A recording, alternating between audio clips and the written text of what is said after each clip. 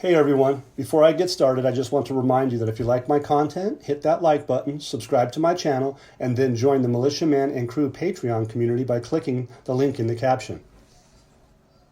Hey, good evening everybody, Militiaman here. It's been a wonderful weekend. We had a Father's Day. I pray everybody that had to have a father or lost a father had a good day. Okay, because some of them will be missed and some of them we rejoice. But thank you so much for your kind words this weekend.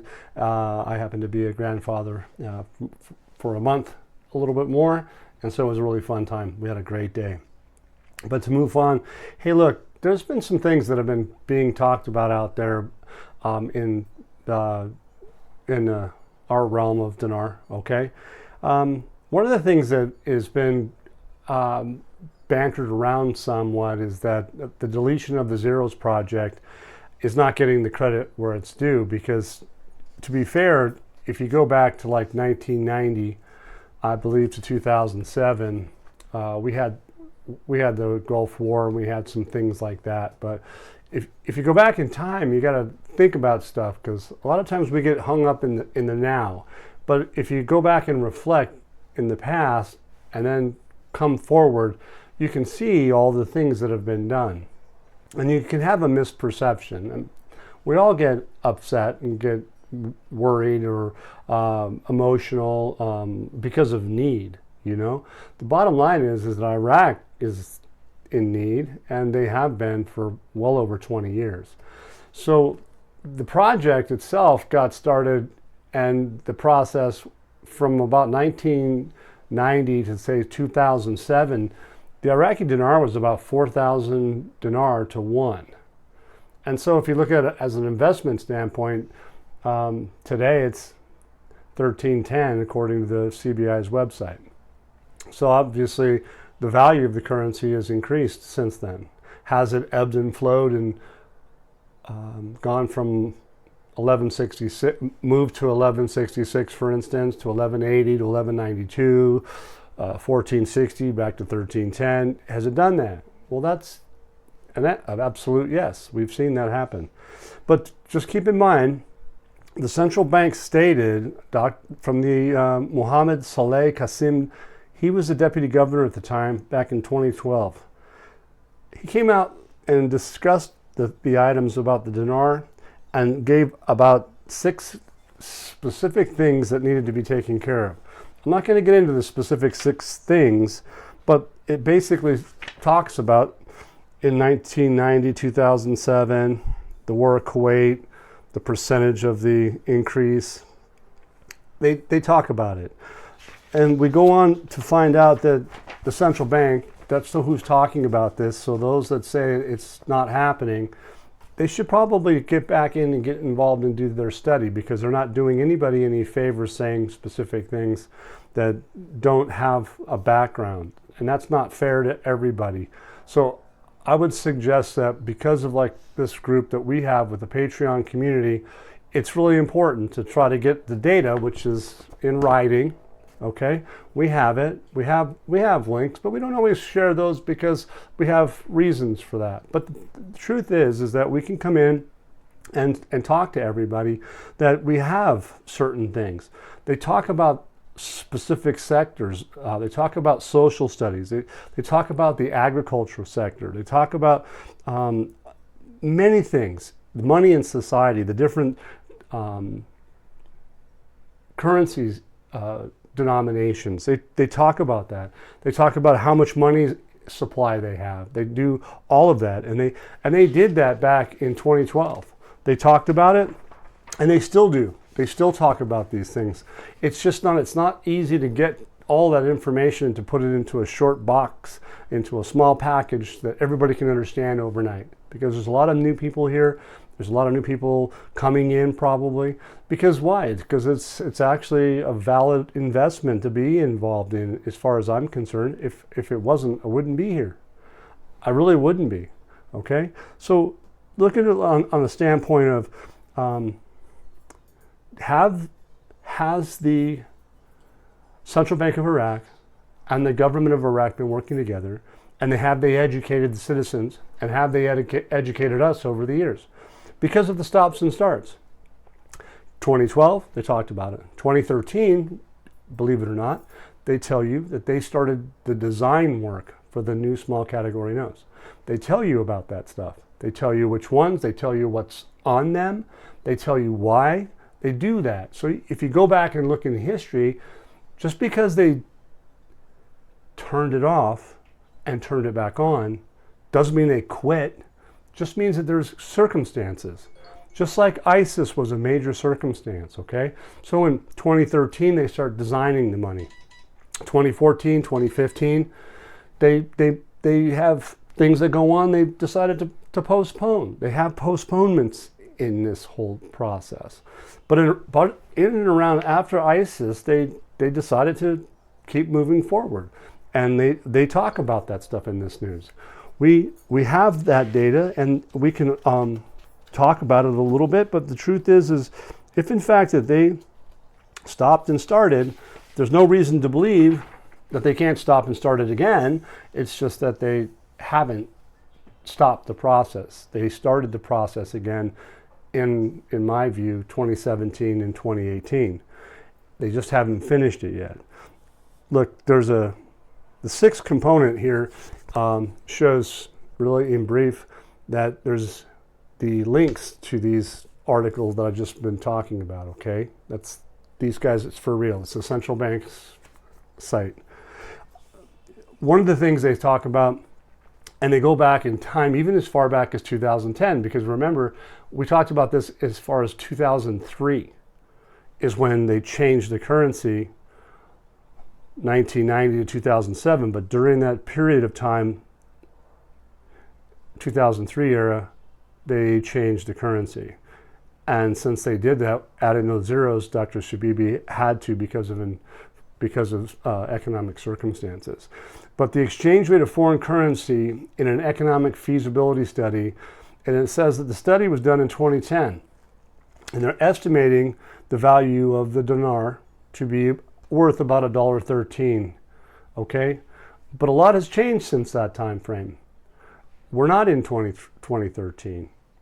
We have all the things that you guys have been listening to us here at Patreon and in YouTube. We've been talking about the value that they have added based off of the electronic systems. Like, for instance, the e-government, one of the most important, the ISCUTA system, electronic taxes and tariffs at the borders, the new clearing systems, the ISO 20022 SWIFT system, which is, everybody out there seems to think that this is some big, huge nightmare. But the bottom line is it's communication, it's faster, it's more transparent, and it's something that's not going to go away whether you like it or not. Whether I like it or not, it's not going away. In fact, the UK has now today hooked up with the ISO 20022. So very large holders of Iraqi dinar, United States Treasury, the UK, Canada, other countries around the world, even those that are in the SDR basket. For those that you don't know what that is, it's the special drawing rights with the IMF. I suggest you guys Google that, learn it, get caught up, and pay attention, because there's specific things that people are talking about that are saying that how this currency is going to work. I'm not going to try to get into this all night and tell you that this, that, the other thing, but the truth is that there's going to be some things that if you look at that, if you got a good snapshot, you could probably find that link you can go to and find from the central bank that in fact there are issuances of currencies, denominations, for instance, that are coming, and they're not 000 notes. And the nice thing about that part is that those 000 notes are going to stick around for about 10 years. So those of you that think it's going to lop and you're going to delete the zeros off the currency, I'm not sure who all you are, but I'll be honest with you. There's a couple that have been coming to us and suggesting that we don't have it right. But the bottom line is that paperwork like this from the Central Bank of Iraq, okay, the IMF, World Bank, the Bank of International Settlements, I think they disagree with you, because they say specifically that this stuff can happen they can keep it and will use it to facilitate large banking transactions for 10 years. So the 25K notes, they're going to be worth 25K notes today But if they change the value, that goes with it, because you can't have two exchange rates with the currency internationally. It's not going to work. Never has been even suggested. So the misnomers in outside realm of what I'm talking about, bring on the paperwork. Show us what you have. Instead of just giving opinions, show us some paperwork, because we take time, and all of this work takes time, and frankly, it's not free. So, but anyway, the good part is that there's a lot of us that believe in this, and we try to help people, and we keep doing so. So I want to read a little comment as of I think it's June 25th in 2017. It says the Central Bank of Iraq on Thursday that the deletion of the zeros project will be implemented in early 2017, indicating that the bank began to develop the first steps of the project. So in other words, they restarted it, because this isn't new. We know that. Okay? It says the bank is working on the mechanisms. We got data here today that specifically talks about what are they working on with the World Bank, with the WTO. Okay, they are working on mechanisms with the private banks. What are they working on with mechanisms? They specifically state that that's what they're talking about. The bank is working on mechanisms used towards the implementation. What words are we going to see tonight? We're going to see a huge amount of things about implementation, development, and projects. So anybody that's talking about going out into 2024 and 2025 is not studied, and they should probably just, I don't know, give me a call, okay? Because we can show you this data. Take that back.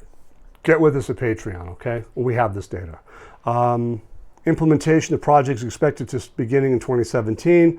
The central bank began the first steps of the project by selecting designs of the currency. And this is key. The designs, the companies, and in the country where the money will be printed. That's in 2017, right? Okay. What I want to show you now is that we have the data, and we've talked about this, and to put that lot business to bed is that 10 years. You got to think about it for a minute. They're not going to change it. They're going to use that currency for something different. It's not going away. So rest assured, people, you're getting some information from folks that are scaring you, and they shouldn't. And I pray that I'm 100% right, because I see a lot of folks out there that just haven't studied this, okay? Because if I thought it was a lot, and if all the people that I'm with that helped me find all this information, all the crew members, if we thought that this was a lot, we wouldn't be here. We don't have that gumption of taking from people in a harmful way, okay? So the Central Bank of Iraq, and it's a statement of comprehensive income as of 31 January 2018. Maybe you can see that right here, okay? And then subsequently it goes through August, okay? So what are the numbers that they're talking about? And it's in thousands of IQD. So what we've calculated, and I'm not saying I'm 100% right, it's kind of rounded, but the point is, as of August 31st, 2018, they have a section here, right? It's currency issuance. Money's expenses on the CBI. So the cool part is that they spent a lot of money, over $50 million, to print new small category notes. And if you go back in time in history, you'll know that they were destroying certain amounts of money because they wanted to get the money supply down. So that stuff is for real, and enjoy, okay? So the project to delete the zeros is real, and it's not off the currency, it's off the exchange rate. Okay, so take that seriously, and so hopefully you do. And I'm excited because of the nature of the other things that we have going on, right? For instance, the government, for instance, what are they talking about? They're moving towards completing the development road project. Well, the development road project is to take a massive amount of infrastructure upgrades from the Port of Fa all the way into other countries and all the way into Europe. And basically, the key words here is because of its great economic revenues, the reason they're doing this, the reason why they're building out the Port of Fa, and all of the stuff you're going to see is going to be talking about development, economic revenues in Iraq, the creation of jobs, sustainable development again, which will extend throughout the region in a way that enhances facing regional and international economic challenges. So again, a market economy, a private sector is not going to be at an exchange rate of 13.10. It's just not going to work. There is a window that is opened because of they approved the budget. They approved it through the HOR. So there comes a time of a window. You guys need to take a peek at what that might be. It's not long. So look at the Constitution, constitutional issues, and you'll be able to figure this one out. And I'm telling you, it's not a long period of time, and that clock is running. Basically, what they're saying is they're going towards using the expertise of international companies in aspects related to the smallest of details in the project in order to ensure its completion in accordance with the latest plans, specification, and international programs. There you go. That's the government right out the gate. Al-Sudani, Prime Minister, that's one of his comments that came out today. So keep that in mind. The next one here, back again, it's called development. Government plans to activate the private sector to absorb the labor force. Okay, so why in the world would they be thinking about absorbing the labor force if they can't go international? 1310 is not going to get them international. We all know that. Do the math on the budget. It's just not going to happen. So thinking it's going to go out until 2024 or 2025, is anybody that says that is like, ask them the question, well, do you have any data to back it up in writing? Any of it? Do you? Just because you hear it on the street, does it make it right? No, it doesn't. So it says the issue of finding job opportunities for the graduates, all those high school kids, all the college kids, it's in the government's best interest is to provide them jobs. So what they're saying is that they have a tendency now to activate and develop the role of the private sector. There you go, private job opportunities. Again, there's thousands of students. So the development plans are basically to activate, develop the private sector, okay? They have a council that's been formed. They're ready to go. It's been this way, and it's nonstop. Look, activating, developing, and enabling all economic activities in various sectors. So what they're basically saying is, not to beat a dead horse, is that they're getting busy to go to a market economy. And here, again, the heavy hitters that are in this group. It says the implementation of the Development Road Project in the presence of what the Minister of Transport, Ministry of Construction, Ministry of Housing and Municipalities, the Chairman of the Investment Authority, and various specialized advisors.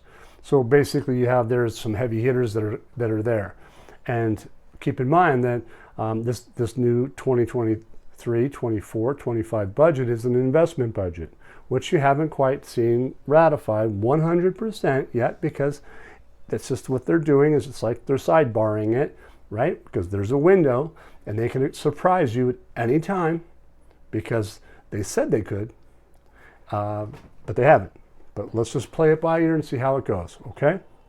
Going towards the use of the expertise of discrete international companies and aspects related to the smallest details of the project, and in completion with the latest plans and specifications of international programs. So they reiterate it twice. So I guess they want to make sure everybody realizes that that is on the table. They're ready to do it. So oh, emergency, everybody. This is Wally, by the way. He's not hurting. He's a good little guy. So, anyway, you gonna be good? All right, good. So, oh, how about that purr? Private and government banks. Let's see. Okay, so it's the Central Bank of Iraq, and the governor is talking, and without to lose my train of thought, let's see. Okay, Iraq, and this Sunday, a couple days ago, one day ago, had got together with the government and private banks, and basically what they're trying to do is establish what they call a qualitative shift in the Iraqi economy and enhance the stability. One of the things that you're going to do in revaluing a country's currency is that you need security and you need stability. And so some of these words like we're talking about, pay attention because they use them frequently.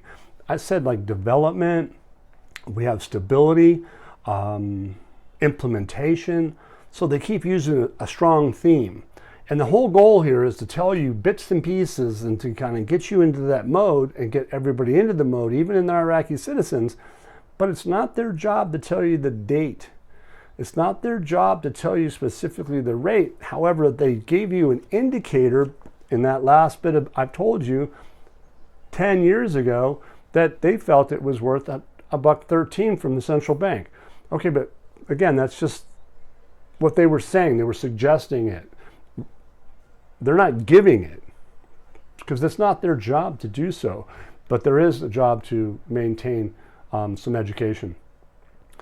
It says here that the establishment of a loan guarantee company that facilitates lending processes for the medium, small, and micro enterprises. Okay, the direction of the central bank is in a cooperation with the government.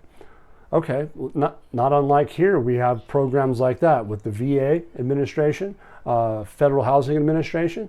What are they? They're loan guarantees. They're talking about establishing a city that it's a financial and business center in Iraq. It's a financial city. Literally, think about it for a minute. Could you imagine, 1 square mile or half a mile of high-rise buildings, a financial district on the amount of money that's going to cost to build that, the amount of materials that it's going to take to do that kind of endeavor? Look, they don't have enough dinar at 1310 to ever do that. They're not just going to keep going as a status quo. This isn't based off artificial intelligence data. We're talking about real-time raw data, okay? Getting a subscription to AI and getting intel from it is probably not a good idea because it's probably misleading because there's many factors that you don't know. Engineers, for instance, are they going to go and ask for the calculations for a bridge to artificial intelligence and get the math correct? I talked to an engineer today specifically about that. They said absolutely not. So be careful about that when you hear things like this, okay? But basically, what's happening here with the Central Bank of Iraq, they've made a relationship with the banking institutions and the customers, and what is related to development mechanisms. I talked about early on, mechanisms. In 2012, they talked about mechanisms, okay? Those mechanisms are for what? In this particular case, are for their entering the electronic platform for selling foreign currency. So if you guys go back to my videos I suggest you do. Check some of them out because what they were talking about is the ISO 2002022. We already did that. We talked about the UK getting hooked up. We know that they're trading and facilitating electronic payments in foreign currency with China, Jordan, Kuwait, Saudi Arabia, everywhere, Euro. They've all cleared through the Buna platform, the Escada system. We all know that, right? The taxes and tariffs at the borders. So does it really seem like they're just like sandbagging? It's not just about Iraq. I've said that for time and time again. It's about Iraq, but it's all about globalism. So then we're going to come into another thing too here shortly, is the circumstances with the United Nations. So who put the shackles on Iraq in the past? Well, it was, I guess, the United States Treasury. It was the United Nations, coalition forces, etc., right? Well, the governor of the central bank, Ali Moshan Alak, today, which was Sunday, okay, and the Assistant Secretary General of the United Nations and the Regional Director for the Arab countries of the United Nations Development Program, okay? Mr. Abdullah Al-Dardari and his accompanying delegation, they met, right? what were they talking about? They're talking about direct support and stimulation of the economy. And they indicate that the bank has adopted many initiatives to support small, medium, and large projects. Talked about that already, and renewable energy initiative.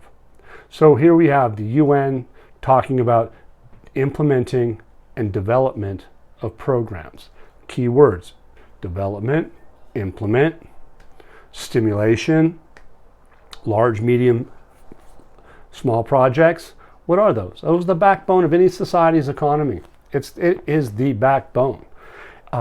Wish we could probably improve that here in the United States, but hey, we're talking about Iraq tonight. This guy, Al-Dari, reviewed the incentives for international support. So what they're talking about is the UN is giving incentives for international support for Iraq. The United Nations Development Program seeks to provide support to the Iraqi banking sector and create more job opportunities in the private sector.